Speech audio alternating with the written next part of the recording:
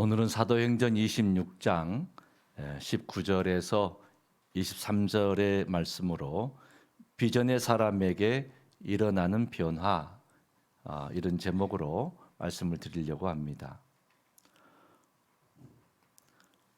지난 2000년대 21세기가 시작되어지는 즈음에 세계적으로 크게 유행하듯이 자기 개발서가 베스트셀러가 되어서 많이 쏟아져 나왔습니다. 지금은 2024년도인데 힘들고 어렵다 이런 말들을 참 많이들 하십니다. 이렇게 힘들고 어려움이 많다면 오히려 두려움과 불안과 설레임으로 시작했던 21세기의 처음 시작을 생각해 보면 좋겠다, 그런 생각이 들었습니다. 그렇게 해서 뭔가 다시 한번 우리를 돌아보고 점검하고 21세기를 우리가 어떻게 시작했지 하는 설레임으로, 그리고 다시 한번 우리의 처음의 마음과 자세로 좀 돌아보면 그곳에서도 지혜를 얻게 될 것이다, 그런 생각이 들었습니다. 저는 이런 때일수록 뭔가 물가는 많이 오르고 생활 경제는 힘들고 뭔가 어려워지면 어려워질수록 오히려 밖이 아니라 안에서부터 해답을 찾아가야 합니다. 남이 아니라 자신에게서 답을 찾아가야 합니다. 세상의 힘이 아니라 하나님의 은혜로 살아가는 지혜를 얻을 필요가 있습니다. 앤서니 라빈스라는 사람이 있는데요. 원래 이 사람은 빌딩의 청소일하는 잡부였습니다. 그런데 그가 책을 한 권 냈어요. 내 안에 잠든 거인을 다시 깨우라, 그런 책을 썼습니다. 두꺼운 책인데요. 이 책을 저술하고 수많은 곳에 다니면서 강연을 합니다. 인기 강사가 되고 세계적인 강사가 돼서 큰 부자가 되죠. 헬기 타고 다니면서 강연하러 다녀요. 대단한 사람이 됐습니다. 이 라빈스가 우리 안에 잠든 거인을 깨우려면 세 가지가 필요하다, 이런 말을 합니다. 내 안에 잠든 거인을 깨우려면 우리는 무엇보다 환경을 탓하거나 남을 탓하거나 하지 말고 자신을 먼저 돌아보는 것이 중요하다, 그런 이야기인데요. 이 세 가지를 자기 개발서를 읽을 때 우리가 참고할 일은 조금 신앙적으로 예수님의 십자가의 그 신앙 정신으로 조금 걸을 것은 걸러내야 돼요. 그리고 신앙으로 재해석할 필요가 좀 있죠. 자기 개발서를 읽을 때 우리 믿는 사람들은 재해석할 필요가 있다. 이걸 꼭 참고하시기 바랍니다. 그런 점에서 이 앤서니 라빈스가 쓴 내 안에 잠든 거인을 다시 깨워라 하는 그 책에서 세 가지에 주장하는 바를 신앙 관점으로 제가 재해석해서 핵심만 말씀드리려고 합니다. 첫째는 뭐냐? 우리의 수준을 높이라 하는 것입니다. 한번 따라 하십시다. 우리의 수준을 높이라. 사람마다 자기 안에 잠든 거인이 있는데, 그 능력이 있는 거인이 있는데, 이 능력이 있는 거인을 좀 깨우려면 자신의 수준을 높이려고 하는 그런 의식이 중요하다는 것입니다. 내가 진짜 좀 변해야 되겠다, 이런 소원이 있다면 제일 먼저 자신의 수준, 뭔가의 기준을 좀 높이 잡으라는 것입니다. 이를 위해서 우리는 수준을 높이는 구체적인 목록이 필요합니다. 나는 이렇게 살지 않을 거야. 이렇게 마음 먹었으면은 내가 해서는 안 될 것들의 목록을 쭉 써보는 거죠. 그리고 그걸 하지 않는 것입니다. 또 동시에 나는 이런 사람이 되고 싶어 하면 하고자 하는 목록을 쭉 적어놓고 실천해 가는 것입니다. 내가 속한 가정이든 일터든 뭔가 바꿔야 되겠다라고 하면 자신부터 이렇게 해서 버릴 것과 실천할 것들의 목록을 정하고 수준을 좀 높이 잡고 실천해서 나가다 보면 좋은 결과를 얻게 된다 하는 것이죠. 두 번째, 자신을 제한하는 의심하는 믿음과 약한 믿음을 바꾸라 하는 것입니다. 한번 따라합시다. 자신을 제한하는, 의심하는 믿음, 약한 믿음을 바꾸라. 예, 보통 자기 개발서는 자기 신념을 강조하는데 우리 믿는 사람들은 그 신념을 말하면 안 돼요. 믿음의 관점에서 재해석해야 되는 것입니다. 마가복음에 보면은 귀신 들린 아이의 아버지 이야기가 나오거든요. 물에도 뛰어들지요. 막 불 가운데 뛰어들죠. 이 아이의 아버지가 너무 힘들어서 데리고 나왔어요. 그때 예수님에게 이런 부탁을 하죠. 할 수 있거든. 내 아이 좀 고쳐주세요. 그때 주님이 이렇게 말씀을 하십니다. 할 수 있거든이 무슨 말이냐? 믿는 자에게는 능치 못함이 없느니라. 이런 말씀을 하셨죠. 믿음의 역사는 의심할 때는 일어나지 않습니다. 자신을 제한하는 약한 믿음, 의심하는 믿음을 먼저 바꾸어야 합니다. 나는 할 수 없지만 창조주 하나님의 능력을 믿으면 그 믿음에서 놀라운 일들이 일어날 줄로 믿습니다. 나는 못하죠. 그렇지만 창조주 하나님이 나의 영의 아버지 되시고 내 삶의 주가 되시기 때문에 그분이 하시면 하실 수 있습니다. 이런 긍정적인 믿음이 필요하다 하는 것이죠. 세 번째, 최상의 전략을 발견하라 하는 것입니다. 한번 따라 합시다. 최상의 전략을 발견하라. 최상의 전략은 다른 게 아니에요. 롤 모델을 발견하는 것입니다. 공부 잘하려면 공부 잘하는 친구하고 친해져야 돼요. 운동 잘하고 싶어요? 운동 잘하는 사람하고 친해져야 돼요. 그럼 운동 잘하게 되어 있어요. 할 수 있다고 하는 열정이 있어야죠. 롤 모델을 찾고 나도 할 수 있다는 그런 마음가짐으로 열정이 좀 있어야 돼요. 여러분, 새도 불에 당겨졌을 때 이렇게 두들겨서 뭔가 만들잖아요. 뭔가 좀 열정이 있어야 돼요. 뜨거운 열정이 있어야 합니다.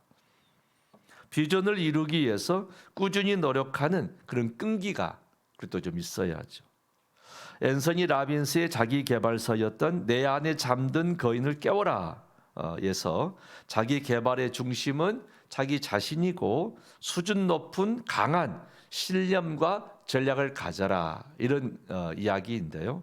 기독교에서는 인생의 중심을 나로 여기지 않습니다. 오히려 나를 창조하신 하나님께로 향하는 것이죠. 나를 창조하신 하나님의 뜻, 하늘의 비전을 품는 것이 필요합니다. 여러분 안에 하나님의 은혜가 임하고 성령이 충만하게 임하고 주의 말씀이 여러분 심령 속에 임하면 거기에서 놀라운 영적인 시너지들이 일어나게 될 줄로 믿습니다. 오늘 사도행전 26장 본문에서 사도 바울은 그리스도인들을 체포하러 다메섹으로 가는 도중에 하늘의 비전을 받습니다.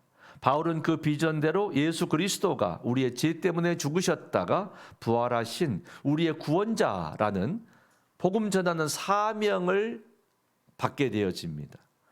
우리는 어떻습니까? 예수 그리스도께서 우리에게도 태양보다 밝은 빛을 비추시고 나타나셔가지고 아무개야 이렇게 이름 부르시고 비전을 주실까요? 그렇지 않습니다. 예수님께서 바울에게는 그런 방식으로 비전을 주셨지만 우리에게는 다른 방식으로 비전을 주십니다. 예수님께서 우리에게는 이미 기록된 성경 말씀을 통해서 비전을 깨닫게 하시는 거죠. 성경을 많이 읽어야 돼요. 성경 읽다 보면 어느 한 대목에서 내 비전을 찾게 되어져요. 감동이 일어나요. 믿음이 부요해지고 믿음의 능력이 내 삶 속에서 증거되기 시작하는 거죠. 말씀이 매우 중요합니다. 잠언 29장 18절의 말씀 우리 영상 보시고 같이 봉독하죠. 묵시가 없으면 백성이 방자히 행하거니와 율법을 지키는 자는 복이 있느니라. 아멘. 묵시와 율법, 비전과 율법은 병행구예요. 그러니까 묵시다 비전은 같은 뜻이라 그 말이죠. 성경에서 말씀하는 비전은 내가 앞으로 무엇을 위해서 어떤 인물이 되겠다고 내 마음대로 내가 보는 그런 비전을 말하지 않습니다. 율법을 하나님께서 택한 백성들에게 주셨던 것처럼 비전도 묵시도 하나님께서 주시는 거예요. 주시는 것입니다. 비전은 사람이 만드는 것이 아니고 하나님이 주셔서 그 사람이 받는 것입니다. 말씀을 통해서 우리는 하나님 주시는 비전을 받게 되는 거예요. 하늘 비전을 품게 되는 거예요. 설교 말씀을 듣는 가운데 내게 주신 하나님의 사명을 깨닫게 되기도 하고, 성경을 읽는 가운데 하나님의 놀라운 비전을 깨닫게 되기도 하고, 말씀 붙들고 기도하는 가운데 하늘의 사명을 깨닫게 되기도 하고, 그렇다는 거죠. 여러분, 비전이나 묵시나 사명이나 같은 뜻으로 쓰여지는 거예요. 세상은 너무 복잡하고 너무 급하게 움직이고 있지요. 우리가 아무리 똑똑하다고 해도 날마다 매 순간마다 무엇을 어떻게 해야 할지 모를 때가 참 많습니다. 언젠가 공학도였던 선배가 대학을 마치고 공학을 해보니까 뭘 좀 알겠습니까? 했더니 알기는 더 머리 아파. 그래서 왜 그래 했더니 예를 들면 이런 거야. 학교에서 진공관 배웠는데 밖에 나오니까 트랜지스터가 나오대. 트랜지스터를 좀 배우려고 했더니 나오는 집약회로가 나오대. 지금 뭐가 반도체가 나오는데 반도체 상상을 초월한 그 초소형 그 반도체 속에 어마어마한 것들이 담겨 있고 속도도 어마어마하고 놀라운 일들이 일어나고 있잖아요, 지금. 그러니까 뭔가 배웠다 하고 대학 졸업했더니 세상은 싹 바뀌어 있더라. 내가 작년에 뭔가 좀 배웠는데 올해 해보니까 세상이 바뀌고 있더라는 것입니다. 앞으로 로봇가 운전하는 차를 타고 교회 나올지 몰라요. 상상도 못한 세상이 이렇게 막 바뀌고 있지 않습니까? 이럴 때 날마다 매 순간 우리가 어떻게 살아야 할까 그렇게 망설여질 때가 있죠. 우리는 계속 하나님의 말씀에 근거해서 주님, 지금 제가 어떻게 할까요? 이런 기도가 할 필요가 있어요. 이런 기도가 좀 일상생활화돼야 돼요. 주님, 제가 지금 어떻게 하면 좋습니까? 지금 뭔가 어려운데, 뭔가 뜻같이 되지 않고 있는데, 세상이 너무 불안할 정도로 변하고 있는데, 주님, 제가 지금 어떻게 해야 될까요? 이런 기도가 좀 필요합니다. 기도하면서 매 순간순간마다 겸손하게 하나님의 인도하심을 받으려고 하는 그런 자세가 필요해요. 주님이 인도해 주세요. 주님이 인도해 주세요. 사랑하는 성도 여러분, 우리가 하나님의 도우심으로 산다라고 하는 것은 교회 안에서 예배드리고 봉사하고 교회 안에서 하는 일에만 국한되지 않습니다. 하나님이 도우신다는 것은 우리의 범사의 모든 일상의 모든 전 분야에 하나님의 도우심은 함께하는 줄로 믿습니다. 그러므로 신앙인들은 자신의 가정이든 사업이든 일상의 삶에서도 하나님의 도우심을 의지하고 주님, 지금 제가 어떻게 할까요? 라고 겸손하게 묻고 주님의 인도하심을 받아야 한다라는 거죠. 이런 일화가 있더라고요. 미국의 에너지 관련 제조업체인데 베게트 그룹이라는 에너지 관련 업체가 있는데 이렇게 회사가 잘 운영되다가 어려움에 봉착을 합니다. 이 아랍에서 석유 수출 금지령을 내리니까 원유를 가지고 와서 많은 상품들을 가공해 가지고 판매하고 이렇게 회사가 유지되는데 원유를 이제 수출하지 않는다고 하니까 이게 뭐 큰일 난 거죠. 그러니까 다른 비슷한 업체들은 직원들을 많이 해고해 버리고 전략도 수정해서 축소하고 생존 전략으로 막 이렇게 나가는데 이 베게트 회장은 이렇게 존 베게트는 크리스찬이었는데 이 그 회사 안에 신실한 성도들 몇 사람이 매일매일 모여서 기도하는 기도의 방이 있었대요. 우리 함께 좀 기도하자. 우리 회사를 앞으로 어떻게 하면 좋겠냐 하고 그 문제를 놓고 기도하기 시작했답니다. 어느 날 기도하는데 그런 굉장히 강한 감동들이 모두에게 왔어요.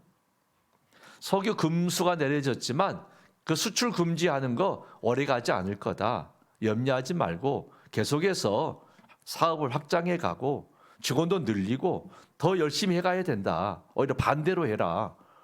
이래가지고 그 하나님의 음성으로 믿고 직원을 오히려 늘리고 오히려 직원들을 격려해주고 사업을 확장했는데 정말로 다른 회사는 직원을 줄이고 사업도 축소하고 생존 전략으로 갈 때 오히려 확장해 가지고 그 사업이 크게 성공하게 되고 참으로 타의 추정을 불허하는 기업체로 성장하는데 하나님의 도우심이 있었다.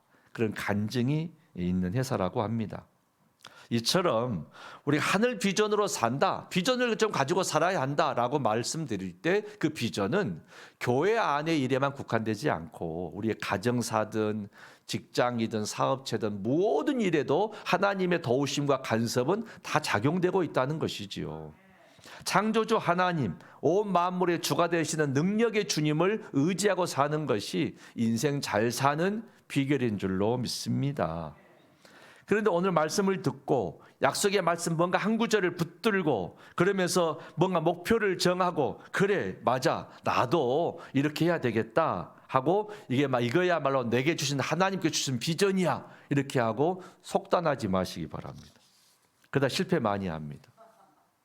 위험한 발상이고 태도입니다. 뭔가 자신만만해질 때 다시 한번 엎드려야 돼요. 아멘이세요? 내가 잘할 것 같고 뭔가 예배 드리고 나니까 뭐 세상을 얻은 것 같고 막 두 주머니에 불 건지고 하기만 하면 내가 잘 되겠다 하고 할 때 다시 한번 엎드리시라는 거예요. 왜 엎드려야 되느냐? 지금 내가 하고자 하는 그 일을 다시 한번 검토해야 되는데 나의 기도 제목이 나의 관심 사항이 지금 하고자 하는 그 모든 일들이 나를 위해 하는 거냐 하나님의 영광을 돌리고 하나님 뜻에 합당하고 참으로 하나님께서 기뻐하실 일이냐 이걸 다시 한번 점검하라는 거예요. 할렐루야. 나를 이해하고 나만을 생각하고 나의 이기적인 그런 욕망에서 출발한 것은 잘 되기 어려워요. 하나님의 이름으로 포장만 되어 있을 뿐이지 그 실패하기 쉽습니다. 정말로 하나님이 기뻐하실 일, 하나님이 원하시는 일, 하나님이 자랑스러워하실 그 일이라고 확실하게 고백이 되어지면은 시작하십시오. 비록 작아 보여도 연약해도 주님이 도우셔서 놀라운 능력으로 함께 하실 줄로 믿습니다. 이렇게 시작을 하는 것이 하늘의 비전이다 하는 것이죠. 정리하면 하늘의 비전을 내가 품었다. 사도 바울이 그 하늘의 비전을 품은 것처럼 내가 하늘의 비전을 품었다. 이 말은 자신의 부와 성공과 명예와 이런 것을 의미하지 않습니다. 하나님의 영광을 위해서 비전을 품는 거예요. 하나님의 영광을 위해서 열심히 살았더니 먼저 그의 나라와 그의 의를 구하라. 그리하면 너희가 무엇을 먹을까, 무엇을 마실까, 무엇을 입을까 다 해결된다고 성경 말씀하신 것처럼 하나님의 영광을 위해서 헌신했더니 돌아보니까 부도 따라오고 성공도 따라오고 명예도 따라오고 잘되게 따라오더라는 거예요. 할렐루야. 이 순서가 매우 중요해요. 그게 그 말 같아도 그렇지 않습니다. 하나님의 뜻과 하나님의 나라와 하나님의 영광을 위해서 내가 하고 있느냐 이게 매우 중요한 거예요. 이렇게 여러분의 삶을 점검하고 돌아보셔서 승리하시기를 축원합니다. 하나님의 자녀들은 공통점이 있는데 모두가 두 가지를 받아요. 이 세상에 태어나서 살 때 두 가지를 받는데 하나는 뭐냐? 하늘의 분복을 받습니다. 하늘의 분복. 다 복을 나누어 주신대요. 여러분 각자에게 주신 그 복을 누리시기를 축원합니다. 내가 무슨 복이 있나 나같이 복 없는 사람이 어디 있다고 그래 돌아본 복이 있어요. 그 복을 누리시기를 축원합니다. 다 제각기 복이 있습니다. 그 복을 누리세요. 또 하나는 모든 사람에게 하나님께서 각자에게 나누어 주시고 맡겨주신 사명이 있습니다. 그게 비전이에요. 할렐루야. 성경에 보면 창세기에서부터 요한계시록까지 전체를 관통하는 딱 세 가지의 하나님의 명령이 있어요. 핵심 명령 딱 세 가지가 있어요. 성경 전체를 통해서 모든 성도들이 무슨 일을 하든지 내가 어떤 직업을 가지고 지금 내가 어떤 생활을 하고 있든지 관계없이 이 세 가지의 공통된 사명이 있어요. 그게 뭐냐? 첫째는 창세기에 나오는 창조 명령입니다. 따라합시다. 창조 명령. 그 창세기에 보면 생육하고 번성하며 땅을 다스리라 이런 말씀 나오잖아요. 창조 때 주셨던 명령. 그건 뭐예요? 생육하고 번성하는 거예요. 가정을 이루고 자녀를 낳아서 잘 기르고 사업이 형통해지고 직장 생활 열심히 잘하고 우리 삶 속에서 풍성한 은혜, 형통한 은혜, 이러한 여러 가지 은혜를 누리잖아요. 이게 창조의 명령이에요. 문화 명령이에요. 그렇게 살라는 거예요. 여러분 이런 복을 누리고 사시기를 축원합니다. 두 번째 사명은 뭐냐? 복음 명령이에요. 따라합시다. 복음 명령. 그 예수님께서 부활하신 다음에 하늘 승천하기 전에 마지막 제자들에게 주신 당부의 말씀이 있잖아요. 마태복음 28장 19절 20절 우리 교회 비전이기도 한데 같이 봉독합시다. 그러므로 너희는 가서 모든 민족을 제자로 삼아 아버지와 아들과 성령의 이름으로 세례를 베풀고 내가 너희에게 분부한 모든 것을 가르쳐 지키게 하라. 내가 세상 끝날까지 너희와 항상 함께 있으리라 하시니라. 아멘. 세 번째는 윤리명령이에요. 사랑하라. 윤리명령이죠. 예수님께서 제자들에게 서로 사랑하라. 새 계명을 주셨잖아요. 요한복음 13장 34절 35절 말씀 봉독합니다. 새 계명을 너희에게 주노니 서로 사랑하라. 내가 너희를 사랑한 것 같이 너희도 서로 사랑하라. 너희가 서로 사랑하면 이로써 모든 사람이 너희가 내 제자인 줄 알리라. 아멘. 세 가지 명령을 모두에게 주셨어요. 창조 명령, 복음 명령, 뭐예요? 윤리 명령. 서로 사랑하라, 복음 전해라, 생육하고 번성해라. 이 세 가지는 다 우리에게 주신 공통적인 사명, 비전입니다. 비전이다, 미션이다, 전략이다 이런 말들이 막 나오는데 그 용어를 이렇게 생각하면 간단하더라고요. 산 정상은 뭐냐면 비전이에요. 산 정상은 비전. 산 정상에 내가 올라가야 되겠다 마음을 먹었어요. 그게 뭐예요? 그것이 바로 미션이에요. 미션. 산에 올라가야 되겠다. 그럼 어떻게 올라갈까? 케이블카로 올라갈까? 걸어서 올라갈까? 어떻게 올라갈까? 그건 전략이에요. 산 정상은 비전. 내가 올라가야 되겠다 마음을 먹는 것 미션. 어떻게 올라갈까? 그건 전략. 네, 그렇습니다. 여러분 뭔가 삶 속에 비전을 세우시면 그 비전을 이루려고 하는 내 속에 뜨거운 사명감, 비전, 미션이 있어야 되고 그다음에 전략을 내 방식으로 나에게 맞게 짜는 거죠. 창조 명령 이런 비전이 있으십니까? 여러분 삶에 여러분의 가정이 생육하고 번성하고 여러분 가정에 행복이 넘치고 여러분 그런 가정을 이루시기를 기도하고 계십니까? 그런 가정 다 이루시기를 축원합니다. 가정에 행복이 넘쳐야죠. 그런 비전이 있어야 돼요. 복음 명령. 여러분 그런 비전이 있어야죠. 내가 기회 주어지는 대로 또 기회가 없더라도 영혼 구원을 위해서 기도하고 내가 정말로 사람들의 영혼들을 사랑해야 되겠다. 전도하고 선교해야 되겠다. 여러분 그런 마음이 있으십니까? 그런 비전을 품어야 합니다. 마지막에 윤리 명령은 뭐예요? 서로 사랑하는 거죠. 먼저 가까이는 서로 가정 안에서 서로 사랑해야 합니다. 사랑하는 것이죠. 그리고 뭔가 관계가 좀 깨어지고 멀어진 사람들이 있으면 회복하도록 기도하고 노력해야죠. 바로 사랑하라 하는 명령을 따라서 가야 됩니다. 사도 바울은 하늘의 비전을 받고 나서 인생이 완전히 바뀌었습니다. 다메섹 도상에서 예수님 만나기 전에는 이름이 사울이었어요. 큰 자 그런 뜻이죠. 그러나 예수님 만나고 예수님 만나기 전에는 나사렛 예수를 이단의 괴수요 신성 모독자로 여기고 예수 믿는 사람들을 죽이는데 찬성표를 던지고 스데반 집사가 순교하는데도 찬성표를 던진 사람입니다. 사울은 예수 믿는 사람들을 체포하려고 다메섹 도상에 가는 도중이었어요. 이때 하늘의 비전을 받습니다. 사울아 사울아. 참으로 예수님 만나는 것이죠. 이름도 바꿔요 이제. 예수 만나고 나서 이제부터 내 이름은 바울이다. 작은 자다. 겸손한 이름으로 바뀝니다. 예수님을 신선 모독자로 여겼던 사람이 예수야말로 그리스도시요 하나님의 아들이십니다. 그분은 십자가에 죽으셨으나 사흘 만에 부활하셨습니다. 이분을 믿어야 우리가 천국에 갑니다. 다메섹에서 가는 곳마다 복음 전하는 인생이 되어버렸습니다. 예수 믿는 사람들을 핍박하고 파괴했던 사람이 예수 전하는 복음 전도자가 되어버린 것이죠. 하늘 비전이 오니까 인생이 완전히 바뀌었습니다. 여러분 누구든지 예수님을 제대로 만나면요 인생이 완전히 바뀌게 되는 것입니다. 바울은 예수님 만나고 나서 인생이 완전히 바뀌었잖아요. 창조 명령, 복음 명령, 윤리 명령. 그 사도 바울 안에 잠든 거인이 완전히 깨어난 것이죠. 예수님 만나고 나서 사도 바울은 세월을 빈둥거리거나 세월 허성하지 않아요. 기회 닿는 대로 복음 전합니다. 핍박을 받고 협박을 당하고 박해를 당해도 여전히 복음을 전하는데 씩씩하게 살아가죠. 예수님을 위해 살고 예수를 위한 일이라면 내가 죽기도 각오한다. 그런 자세로 복음을 위해서 살았습니다. 로마서 14장 8절 같이 봉독하죠. 우리가 살아도 주를 위하여 살고 죽어도 주를 위하여 죽나니 그러므로 사나 죽으나 우리가 주의 것이로다. 아멘. 사도 바울은 살아야 할 그 무엇이 있었고 또 그것을 위해서는 죽을 수도 있다. 이런 결단이 있었습니다. 주님의 복음을 전하는 일에 자기의 전 생명, 전 삶을 다 바쳐버린 거죠. 사랑하는 성도 여러분, 사도 바울처럼 우리들도 세 가지 하나님의 명령, 비전을 받았거든요. 그 사명을 가지고 우리는 살아야 할 줄로 믿습니다.